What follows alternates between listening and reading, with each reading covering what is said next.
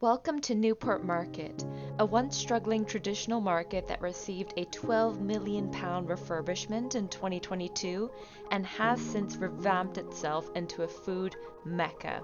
Today I'm going to give a food tour of the vendors here at Newport Market and show you everything I ate. At the end of the video, I'll give my top recommendations of places that you don't want to miss. If you enjoy this video, please consider giving it a thumbs up and subscribe to support the channel. I'll be regularly posting food tours, restaurant reviews, and more. Newport Market has a large centralized seating area, canteen style, surrounded by the vendors. You can either order traditionally at the stall, or you can use a QR code found at each table that would direct you to an online ordering system where food would be delivered to you. So, if you were here with a large group of people, each with different tastes and dietary requirements, everyone is still going to leave satisfied, as you can all sample different vendors but still sit together. First up is the Italian Job, which offers Italian street food with a twist. Their entire menu looked really appetizing, but we went with their fried cheese ravioli with a chili sauce and Chilean carbonara, a rigatoni pasta with pancetta, leeks, cream, parmesan, and black pepper. The Chilean twist is the addition of Welsh leeks. I'll be honest, the pasta was absolutely stunning and really surprised me with how much flavor it contained. The leeks imparted an extra level of richness that made this twist on Italian carbonara a welcome surprise. Another savory spot to visit is Meat and Greek. Before coming into Newport, they were a name that I already knew and loved as their yearly regulars at the Cardiff Bay International Food Festival. A video on that to come. I've loved their pork souvlaki at the festival, so I had to get it here. As you can see, it's packed full to the brim of fresh ingredients. A toasted pita pocket filled with marinated pork, lettuce, cucumber, tomatoes, red onion, tzatziki, hummus, and a parsley and lemon juice garnish. There's freshness in every bite here and makes for a filling, yet healthy option at the market. They also serve a few sides such as these halloumi fries with a sweet chili sauce. Perfectly cooked if you're into this salty, squeaky cheese. If you're craving Indian, look no further than Masala Craft, which serves Indian fusion street food. They do your classic curries, but I wanted to go for their signature twists, such as these butter chicken wings. Crispy fried chicken wings drizzled with rich velvety spiced tomato butter and creamy curry sauce. Served with some seasoned chips on the side. I'll be honest, their chips were their biggest surprise. Very nicely seasoned and went great with the butter chicken sauce. Kinn Thai was next on our list, where we ordered king prawn pad thai and Krapao. Pad Thai is a stir-fry rice noodle dish that comes with egg, bean sprouts, king prawn, peanuts, and a tamarind pad thai sauce. Next was Krapao, one of the national dishes of Thailand. Rice, chicken, garlic, fish sauce, chili, and a fried egg on top. Usually, it's a dish that's known for its aromatics and use of Thai holy basil, but Kinn Thai opted for a lettuce here. Another Asian vendor that we tried today is the Greedy Bear, named after the owner's Labrador, so I obviously had to give it a try, and I think Peanut would agree, labs supporting labs. We had the wonton noodles, which were egg noodles tossed in dark caramelized soy sauce, fried pork wontons, pork belly char siu, and pak choy. For a classic burger, make your way over to Burger Boyz. Their original location is in Port Talbot, but they have now expanded to Newport Market. They do a selection of smash burgers and a selection of loaded fries. Here we have the OG Classic Burger, which is a smashed beef patty, American cheese, house pickles, crispy onions, ketchup, and mustard. This is going to sound strange, but if you were to picture the classic McDonald's cheeseburger and elevate it with higher quality ingredients, this is it.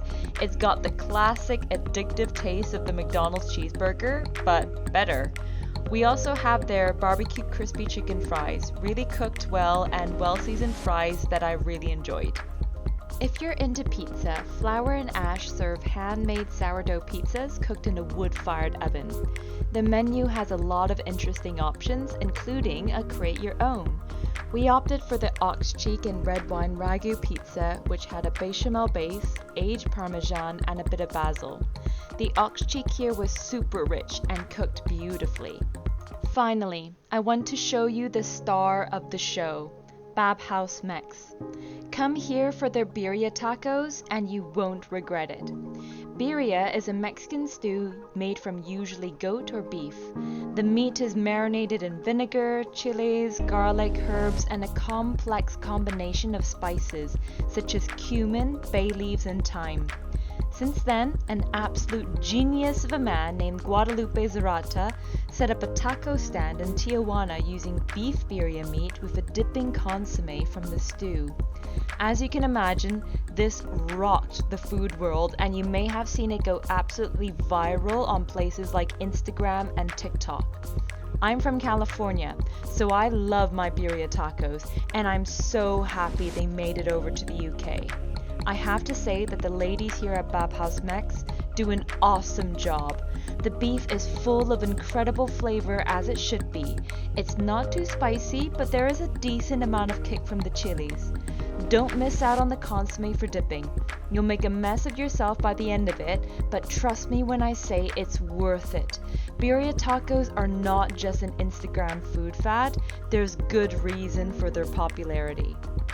Next is dessert. This is Ostuni, which is not actually part of the food court, so you won't be able to order off the app for this one. They serve gelatos, cakes, pastries, and other sweet treats, and they're an absolute must-have. I tried a selection of stuff from them, and all of it was delicious. These cannolis are up there with some of the best I've ever tried. If you've never had a cannoli, it's a classic Italian pastry of a hard shell made from fried pastry dough. The filling is a sweetened ricotta cheese which is light and airy. The dark surprises in the ricotta are chocolate chips.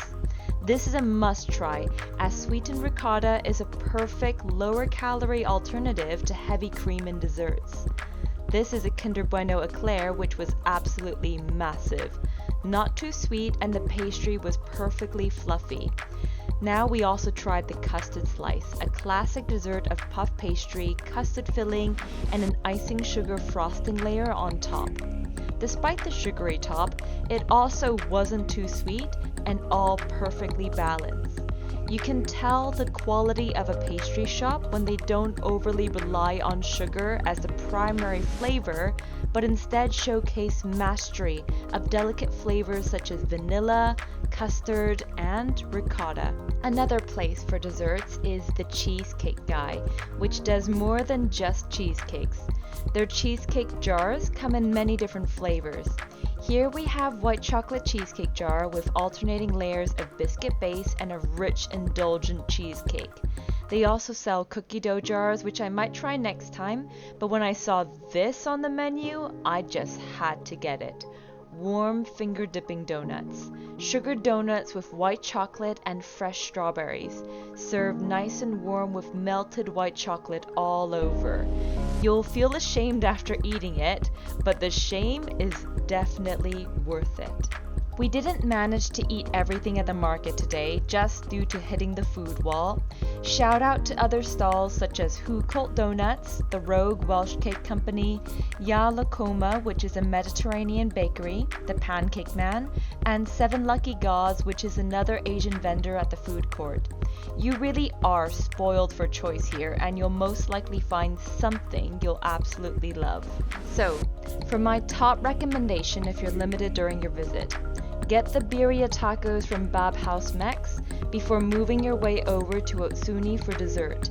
You're gonna leave happy. Another tip for Newport Market is that if you're coming here on a Saturday, come early at 12 p.m. opening time.